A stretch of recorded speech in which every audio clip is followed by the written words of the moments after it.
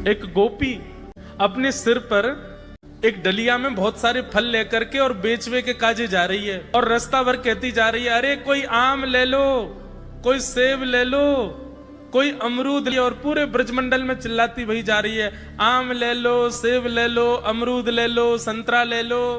उस स्वर को जब नंद नंदन ने अपने नंद भवन में क्रीड़ा करते हुए श्रवण किया, नन्हे से गोपाल जी हैं, केवल 3 वर्ष की आयु है ठाकुर जी के, मोटे मोटे पाम, मोटे मोटे हाथ, ठाकुर जी को नेक्स्ट सो पेट, बटुआ सो मुंह, और ठाकुर जी क्रीड़ा कर रहे हैं। और क्रीड़ा करते करते तोतली बानी में यशोदा मैया ते कहने लगे, बोले मैया मैं फल खरीदवे जाऊंगा।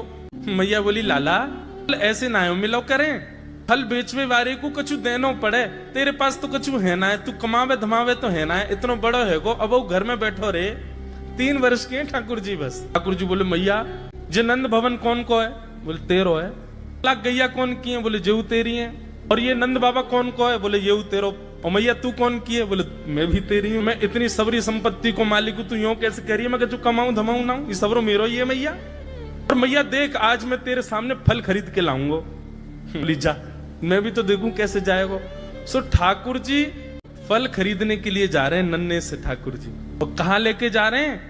बोले जल्दी से जहां पर सारे सामग्रियां रखी जाती हैं, ऐसे सामग्री गृह में गए और वहां से 2 मुट्ठी गेहूं अपने हाथ में भर के, और नन्हे से 3 वर्ष के ठाकुर जी इतने इतने से हाथ ऐसे अंजलि में गेहूं भर के, और ठाकुर जी अपनी मटकीली सी चाल बाकी अदा से उछलते कूदते भय और फल बेचने वाली के पास फल लेवे जा रहे हैं।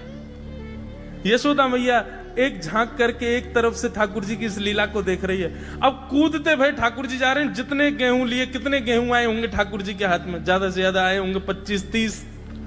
और वो यूं उछलते उछलते गए, सब गिर गए।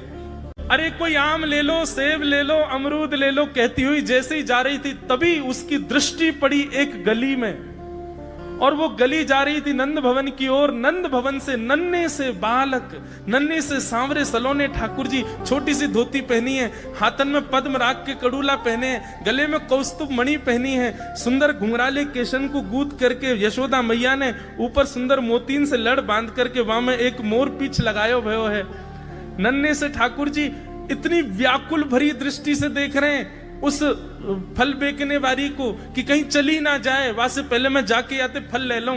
ठाकुर जी के उस रूप को देखते ही वो फल बेचने वाली वहीं रुक गई, देखने लगी सुंदर से ठाकुर जी को। ठाकुर जी बाके सामने जाके खड़े है गए, उसने अपने फल की डलिया नीचे रखी।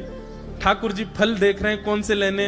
अब उंगली करके ठाकुर जी करें, जेवारो दे दो, जेवारो दे दो, ये दे दो, ये दे दो, करते करते करते पूरी डलिया ही कह दी। बोले सबरी दे दो। गोपी बोली अरे लाला ये सब ऐसे ही ले जाएगो, कछु देगो ना मोकू? अरे ऐसे ना मिलो करे, कछु देनो पड़े, चल कछु दे मोकू तभी मिलेगी।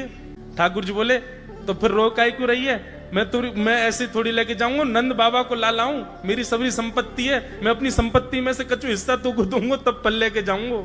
अच्छा दियो, कहा देगो संपत्ति में? तो जितने गेहूं ठाकुर जी भर के लाए, वहां में से केवल एक बचो ठाकुर जी के हाथ में। और ठाकुर जी मुट्ठी खोल के वो एक गेहूं ले में, और बड़े संकोच वश कि अब एक ही बचो, कहा करूं, ले जे है। उस एक गेहूं के दाने को अपने हाथ में लेकर के कोमल से ठाकुर जी की उस मुखाकृति को देख करके वो फल बेचने वाली की तो सुध बुद्धि चली गई। ठाकुर जी बोली अरे नजर लगावेगी मुझको, चल जल्दी फल दे दे। बोले फल दे तो तुम, लेके कैसे जाओगे? 4 आम के बराबर के तो तुम स्वयं हो, एक आम के ऊपर एक ऐसे 4 खड़े कर दूं तो इतने बड़े तो तुम खुद ही हो, कैसे लेके जाओगे? ठाकुर जी बोले बड़ी चिंता। तभी गोपी ने की अच्छा आओ मैं दूं। ठाकुर जी को हाथ पकड़ करके उनकी कारी कमरी खोली, उनकी पीताम्बरी ने ढीली करी, और ठाकुर जी के कछु फल तो कमरिया में बांध दिए, कछु पामन में बांध दिए, कछु हाथन में बाजू बंद बना के बांध दिए, कछु गरे में लटकाई दिए। ऐसे कपड़ान में फल भर भर के ठाकुर जी के पूरे अंग में फल लटका दिए। अब ठाकुर जी को पेट तो है गयो ऐसो, यहाँ ते कमर निकल रही है, पीछे ते निकल रहा है, पीछे बस्ता की तरह वहां में कपड़ा में फल बंधे भये हैं, हाथन में बाजू बंद में भी केला आदि आदि सब बंधे भये हैं।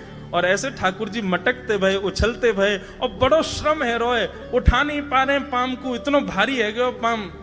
और जैसे तैसे खिसक खिसक करके नंद भवन की ओर जा रहे हैं। इस रूप को जब उस फल बेचने वाली ने देखा, उसने अपनी फल की डलिया उठाई और फल की डलिया उठा करके जब सिर पर रखी तो आगे चलते हुए नेत्र बंद हो गए। अब तो बस यही कहती जा रही है, गोपाल ले लो, कृष्ण ले लो, माधव ले लो, मधुसूदन ले लो, गोविंद ले लो, नंद जी को लाला ले लो।